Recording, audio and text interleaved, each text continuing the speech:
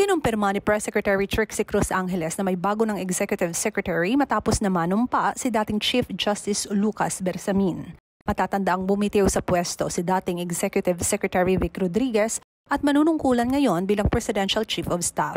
Ayon kay Secretary Angeles, nag-oath-taking na ang bagong ES at agad na dumalo sa ika-9 na cabinet meeting ng Administrasyong Marcos. Mayroon po tayong bagong Executive Secretary, former Chief Justice Lucas Bersamin. Nag-umpisa na po siya kanina. Matapos niya mag-oath-taking, umattend po siya ng ika-9 na cabinet meeting ng administrasyon na ito. Nag-participate na po siya kanina at today he puts in a full day's work immediately after taking his oath. Ayon sa kalihim, naging basihan umano ang trust at confidence sa panig ng Pangulo upang italaga si Bersamin sa pwesto. Anya, ang kapasidad at pagiging karapat-dapat sa pwesto ni Bersamin ang isa rin sa tinitingnan ng Pangulo sa pagkakatalaga dito. Well, primarily, it's a trust basis. Sinasabi ng ating Pangulo, he is well qualified to be the Executive Secretary, having put in so many years in the judiciary. He has the necessary legal background and the ability to deal with paperwork.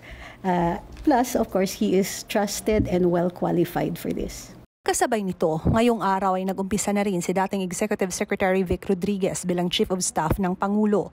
Niliwanag naman ni Angeles na bago pa magkaroon ng pagkakaiba or distinction sa trabaho ng Chief of Staff at Executive Secretary, kinakailangan pa umanong antayin ang publication ng Executive Order No. 1.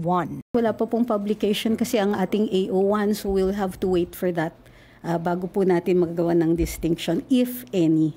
Okay? So we'll wait for the publication. Samantala, sa ika-9 na cabinet meeting ngayon ng Pangulo kasama ang kanyang mga gabinete, sinabi ni Secretary Angeles na marami silang tinalakay, kabilang na dito ang mga hakbang para masunod ang Standards of Training, Certification and Watchkeeping o STCW. Ito ay tinalakay ng Marina, CHED at Department of Migrant Workers. Tinalakay naman ng DOLE, TESDA at CHED ang pag-upgrade ng skills of the Filipino workforce. Bahagi ito ng Economic Transformation Program ng Pangulo, kasama na ang educational aspect. Kaya naman ang vocational skills training at expanding the skills ng workforce. Jinky Baticados, IBC News.